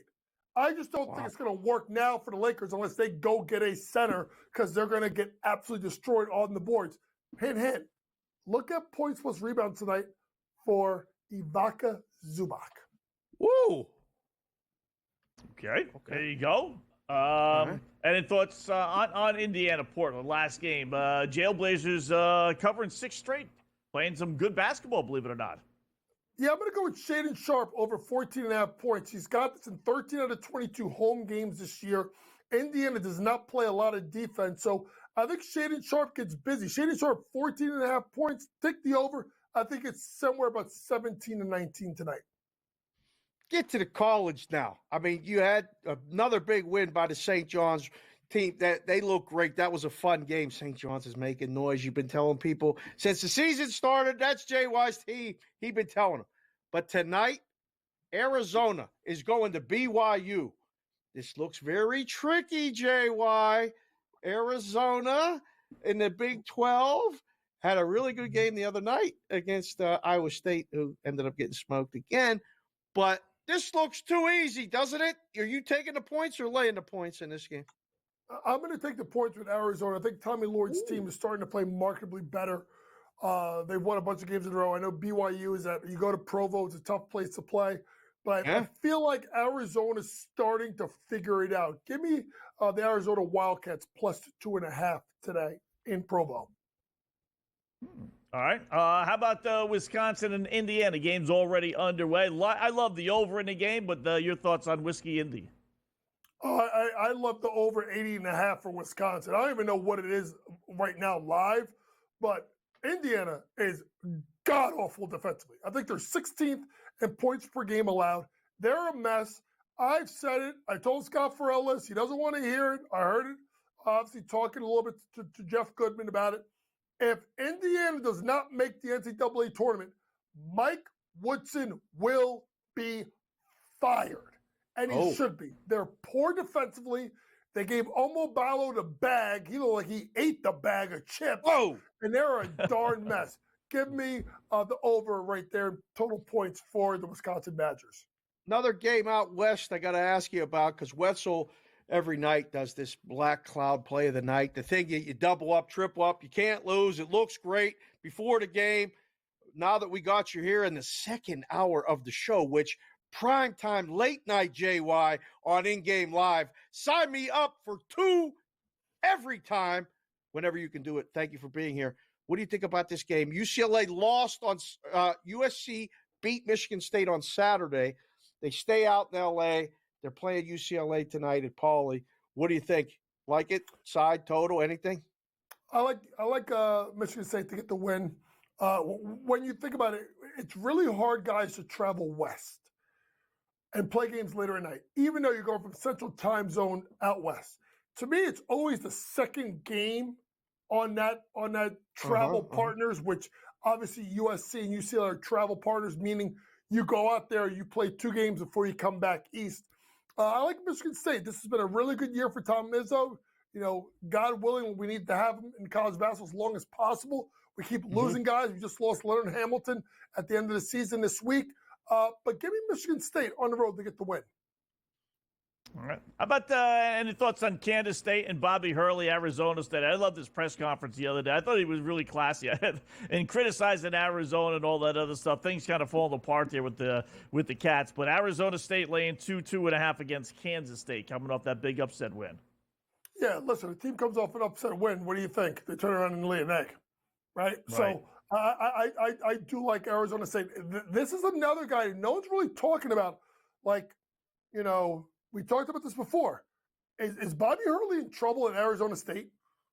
He's got to start to get this team to play better. They've made some tournaments. They've underachieved at times. And I said it before, right? The last guy from the Northeast that went down to Arizona, Sammy the Bull Gravano, and it did not turn out too well for him. Who's the number 1 team in the country right now? We were just talking about it before.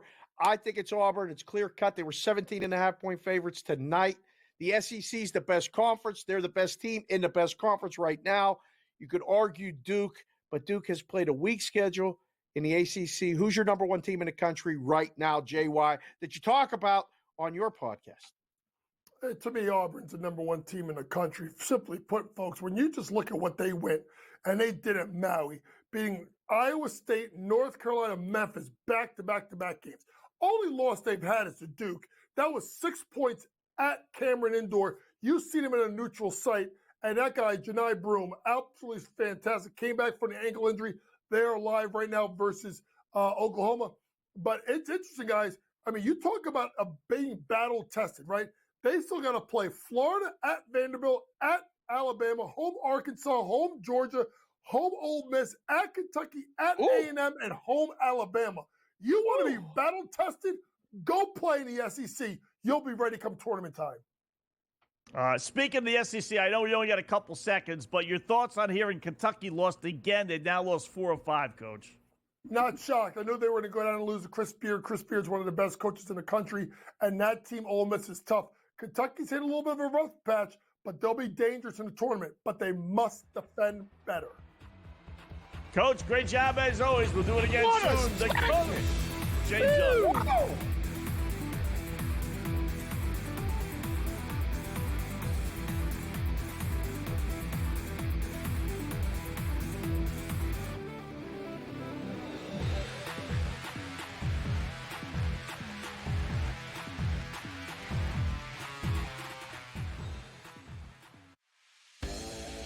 But don't tell anybody.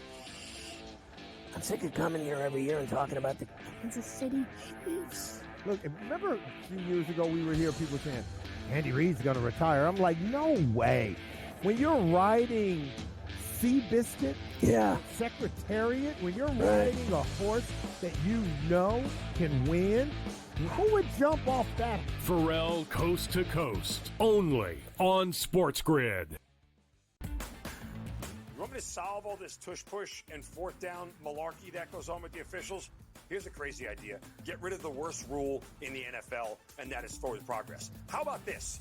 Where I knock your ass in the ground is where the ball goes, period. Let's end this whole conversation. Like, if I drop you back 4 yards, then you lost 4 yards. If we get rid of forward progress, this tush-push and everything else is taken care of. Where I put your tail on the ground is where the ball goes. End of conversation. It's the dumbest rule and the most arbitrary rule. The only thing that is a worse call in the NFL than forward progress is the punt that goes out of bounds when you watch the official walk down the sideline having absolutely no clue where that ball crossed over. All I can think of is that Price is Right game go do-de-do-de-do, do-de-do-de-do, as he's walking down the sideline, arbitrarily trying to figure out where the ball crossed over because he's got no clue. The Early Line, only on SportsGrid.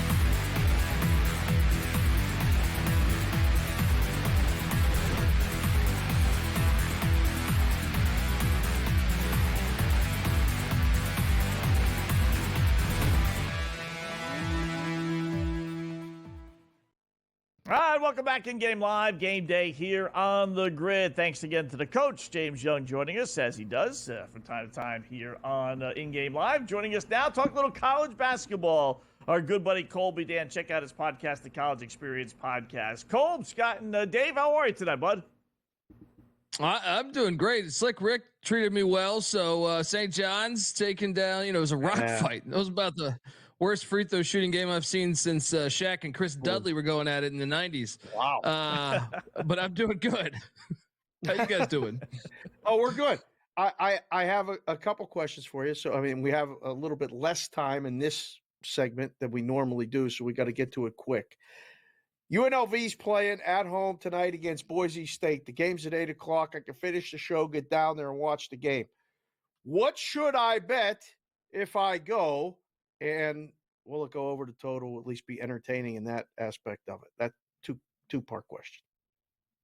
Yeah, I'm going Boise on this, man. Kruger's team with UNLV is always all over the place. Coming off a rivalry win, I know you might say, well, this is a good time to get up. I just think Boise's experience with Deegan, Hart, and some of these other guys that have been there, Stanley, they've just been there for a long time. I did think Boise was going to be better this year. You know, I was at Mountain West Media Days. I interviewed that team, and I was like, I came away thinking this team is going to be really good this year. I still think, though, they're a team to watch out for. There's some value on taking them for the Mountain West tournament. But, give me Boise to get it done. All right. Pretty good one. I'll be starting here in a little bit, Cole. Arizona at BYU. Arizona Wildcats. Arizona 15-6.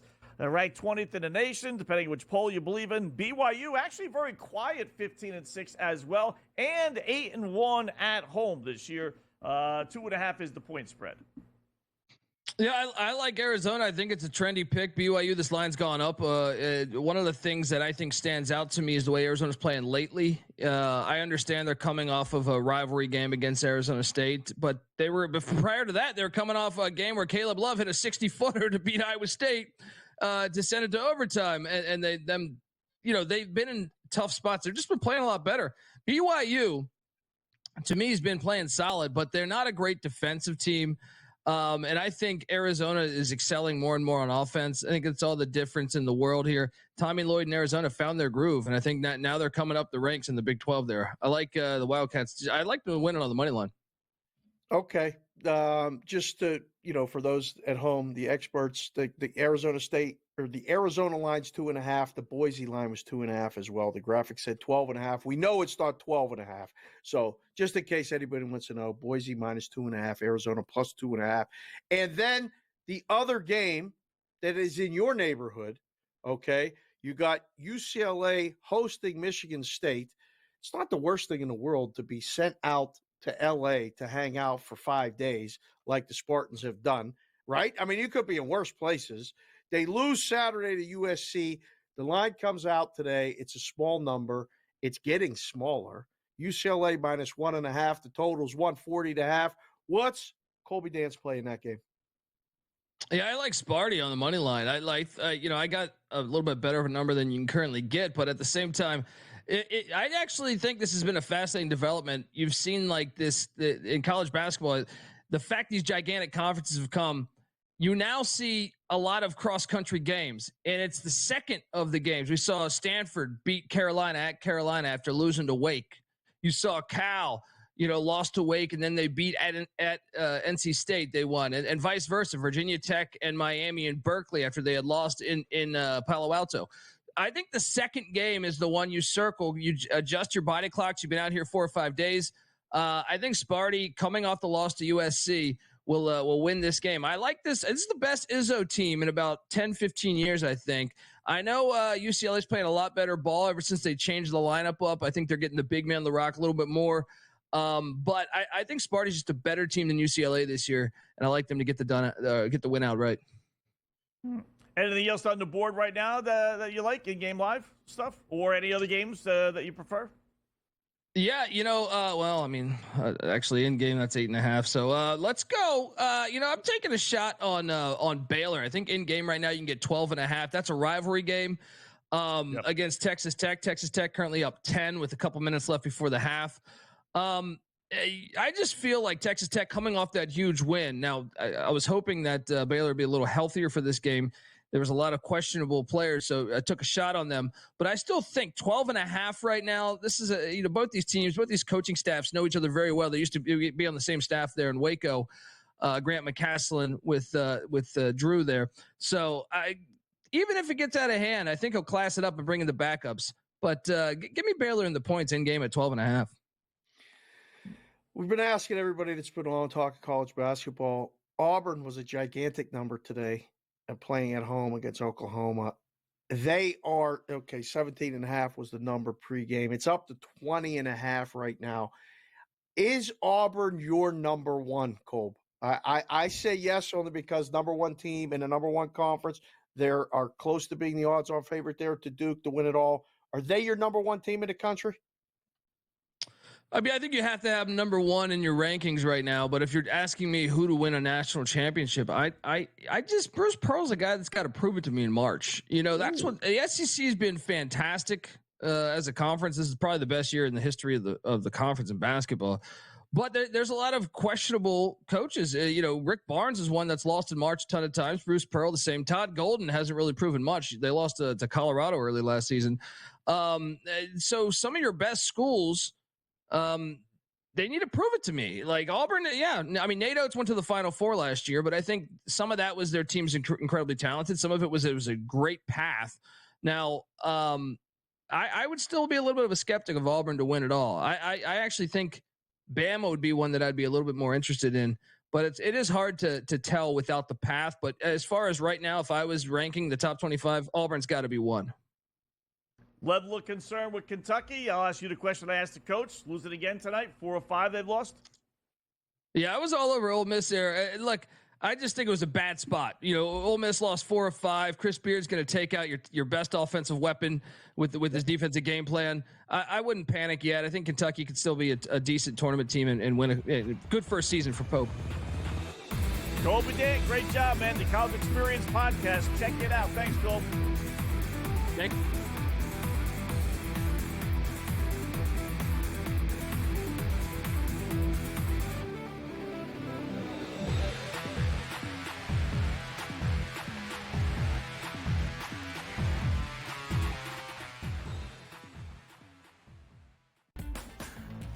To solve all this tush push and fourth down malarkey that goes on with the officials, here's a crazy idea. Get rid of the worst rule in the NFL, and that is forward progress. How about this?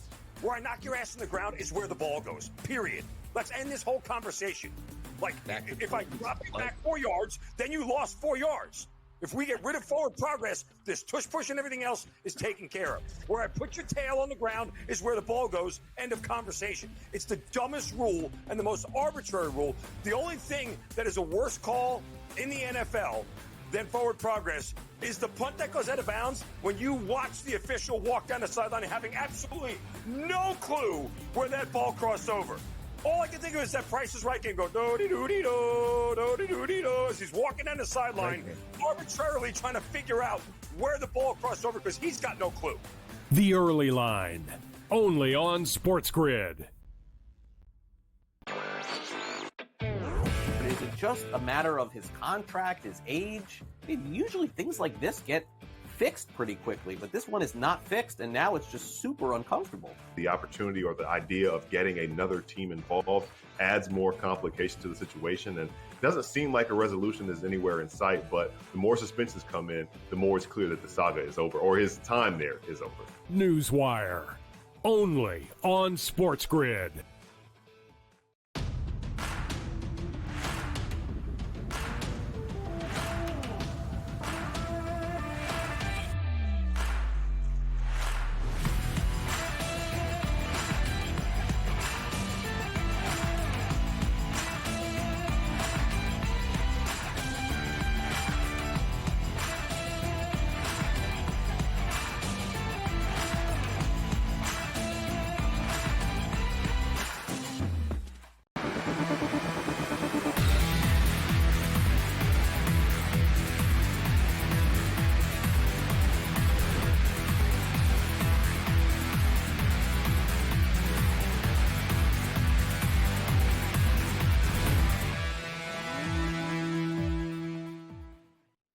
Welcome back in Game Live. Game Day here on the grid. Wrapping up shop fast 2 hours. Dave and I's last show for this week because of all the festivities going on down in New Orleans with the Super Bowl. So we got Super Bowl programming tomorrow, Thursday, and Friday. So this is really our last chance to kind of go over any kind of Super Bowl bets. Although maybe you'll come on Saturday during our pregame show with me, Tom, and Adam. But okay. A couple of quick things before we get to that. I will say Columbus lost 3-2, so we hit taking Columbus as you suggested.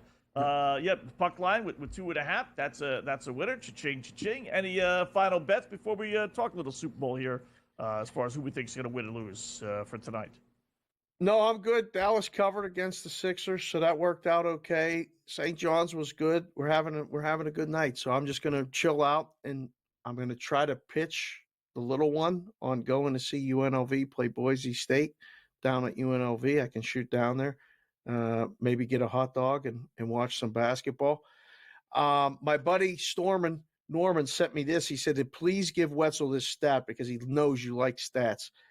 The career record of Eagles defensive coordinator Vic Fangio against Patrick Mahomes. Do you know what this is?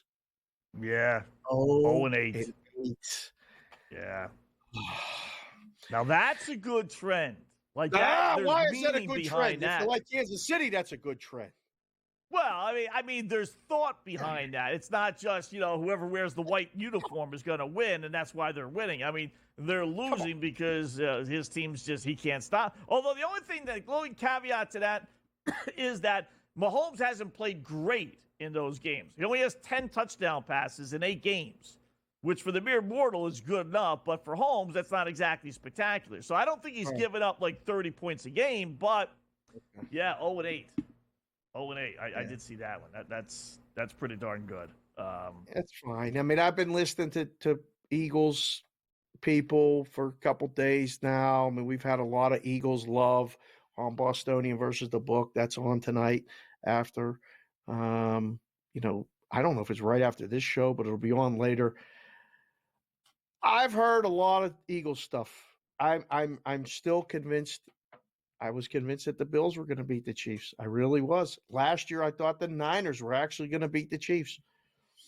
Going into this right now, as of Tuesday, I think the Eagles are going to beat the Chiefs. I really do. So do I. In fact, I'm willing to say that they're going to beat them by double digits. I don't think it's going to be close. Spread? This has got Tampa Bay. And if you think, that's not going to happen, Scott, listen. Tampa Bay beat Patrick Mahomes in Kansas City by double digits. They shut him down completely. That's what I think is going to happen here. I would alt spread this. I don't think it's going to be when I said I'm close, I don't think they're going to lose by 30. But is this going to go down to the wire? No. I mean, they're the better team. The only people that I've talked to that think Kansas City's going to win, 2 reasons. One, Patrick Mahomes. And I get that. All right. I've used that philosophy, so no qualms with that. And the other one is that the officials are going to make sure, the NFL is going to make sure Patrick Mahomes wins. And that's stupid, right? Everyone who takes the game for the game itself, it's Philadelphia. I mean, they got the better wide receivers. They got the better running back. They got a quarterback that's, no one's Patrick Mahomes, but he's right there.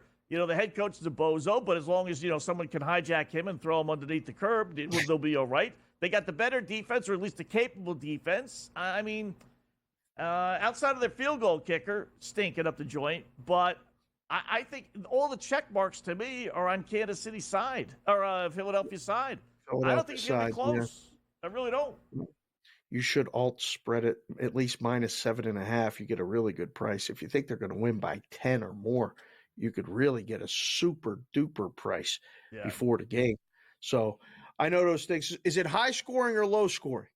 I still think it's going to be high scoring. I really do. So do I.